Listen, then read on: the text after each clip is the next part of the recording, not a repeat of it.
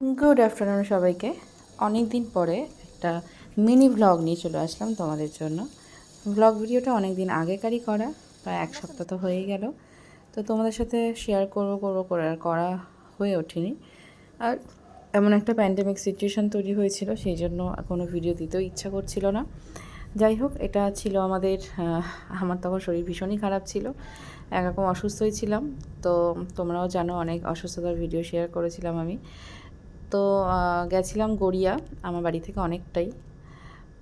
শরীরটা ভীষণই খারাপ ছিল, মেট্রোতে যাওয়ার কথা ছিল, বাট মেট্রোতে যাওয়ার মতো সেরকম শারীরিক অবস্থা ছিল না বলেই বাধ্য হয়ে উবেরে গেলাম। বেশিক্ষণ লাগেনি যদিও, 1 ঘন্টার মধ্যেই পৌঁছে গেছিলাম ডক্টরের চেম্বারে। গেছিলাম হোমিওপ্যাথি ডক্টর দেখাতে গড়িয়ায়। তো এই যে এয়ারপোর্ট ক্রস করছি,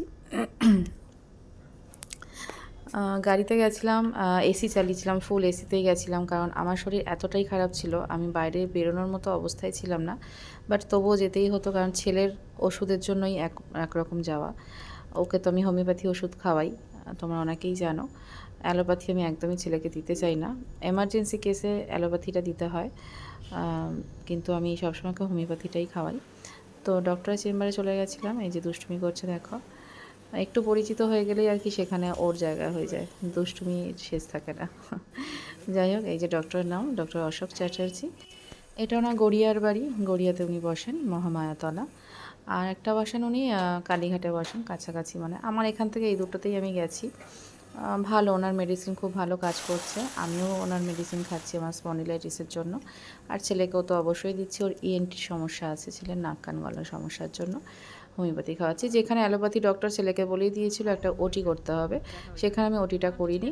আমি কিন্তু হোমিওপ্যাথির উপরই স্টে করে আছি। আর সত্যি কথা বলতে আমার ছেলেও ভালো আছে, হোমিওপ্যাথি ওষুধ খেয়েই কিন্তু ও সুস্থ হচ্ছে। আগে যেভাবে ওর ভীষণভাবে ঠান্ডা লাগার একটা ধাত ছিল, ঠান্ডা লেগে যেত, কোনোভাবেই আর কি সেখান থেকে রিকভারি করতে পারছিলাম না। সেখান থেকে কিন্তু প্রায় 1.5-2 মাস হতে যায়, আমার ছেলে সেই সমস্যাটা এখনও পর্যন্ত নেই। আর এটা দেখো, পাটুলি বলে যে জায়গাটা আছে গড়িয়ার ওই ওই দিকটাতে, ওখানে কি সুন্দর, এটা হচ্ছে ফ্লোটিং মার্কেট, মানে জলের মধ্যে আর কি মার্কেট, ছোট ছোট বোর্ডে নৌকার মধ্যে। আর ওখানে বেশ সুন্দর সুন্দর করে সাজিয়েছে, ওখানে দক্ষিণেশ্বরও দেখালাম তোমাদের, মা দুর্গারও কিছু কিছু আর কি স্ট্যাচু মতো করা আছে, খুব সুন্দর। ওই জায়গাটা ভীষণ ভালো লাগে, ওটা ফ্লোটিং মার্কেট, ওখানে সবাই ঘুরতে যায়, খুব সুন্দর জায়গা। আমার এখনও যাওয়া হয়নি যদিও, আমি খালি ওই ভিডিওটাই করি। আর এই হচ্ছে আমাদের কলকাতার সবথেকে সুন্দর একটা বিশাল বড় বিল্ডিং, মানে ফ্ল্যাট। তো যেখানে ওপরে জল আছে, বাগান আছে, গাছ আছে অনেক বড় বড়। এই ভিডিওগুলো বেশ ভালোই লাগে করতে। এটা হচ্ছে ঠিক সায়েন্স সিটির কাছে, সায়েন্স সিটি আছে, এই একটা আছে, আর একটা হচ্ছে বড় একটা ইমারত, যেটা হচ্ছে সোনার বাংলা। এই যে সায়েন্স সিটি দেখে নাও, বহু প্রাচীন, বহু পুরনো একটা জায়গা সায়েন্স সিটি। আর এখানে যে ইমারতের কথা বলছি সেটা হচ্ছে সোনার বাংলা, যে জায়গা আর কি, 5 স্টার হোটেল। 5 স্টার না 7 স্টার আমার ঠিক খেয়াল নেই, আমি জানি না, কখনো যাইও নি, জানিও না। এই যে দেখো, এটা একটা বিশাল ইমারত আমার কাছে, তো আমি এটাকে ইমারত বলেই ডাকি, বলে আর কি সম্বোধন করি, ইমারত বলেই। তো যাই হোক, সায়েন্স সিটিটা আমি আমার হাজব্যান্ডকে বলছি, সেই ছোটো থেকে দেখে আসছি সায়েন্স সিটিটা একই রকম রয়েছে, মানে কালারটা একই রকম, কোনো রকমভাবে মডিফাই করছে না এখনকার জেনারেশনের সাথে। তো ওকে ওটাই বলছিলাম, যে সায়েন্স সিটিটা কি আর নতুন করে তৈরি হবে না, ওরকমটাই থাকবে। গাড়িতে আসছিলাম, আর তখন ঠিক বাজে 12:30 বা 1টা। টাইমটাও মানে আমাদের খুব কমই সময় লেগেছে ডক্টরের কাছে যাওয়া, সঙ্গে সঙ্গে ব্যাক করা, এটা খুব কম সময় লেগেছে। এটা একটা বিশাল বড় একটা 5 স্টার হোটেল, JW ম্যারিয়ট। ওখানে যদিও আমার হাজব্যান্ডের অফিসিয়াল মিটিংগুলো পড়ে, ওর যাওয়া আসা আছে।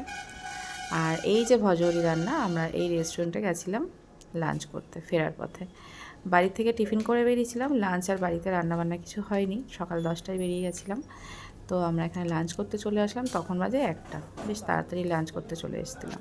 এখানেই আমরা আসি, ভজহরি রান্না বেশ সুন্দর, এখানকার খাওয়া দাওয়া, এখানকার সমস্ত রান্নাবান্নাও ভীষণ ভালো লাগে, আর সুন্দর ওয়েল ডেকোরেটেড, আর ওদের ব্যবহারও ভীষণ ভালো, খুব ভালো লাগে এখানে। তো এখানে আমরা পেট ভরে আমরা সবাই লাঞ্চ করলাম।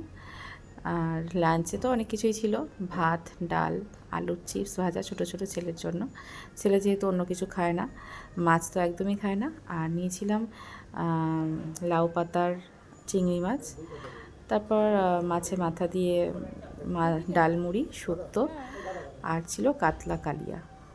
বেশ সুন্দর খেয়েছিলাম লাঞ্চ। তো ভিডিওটা এই পর্যন্ত, কেমন লাগলো অবশ্যই তোমরা কমেন্ট করো। আমরা লাঞ্চে শেষে এই যে আমি আর ছেলে দুজন মিলে ছবি ক্লিক করছিলাম।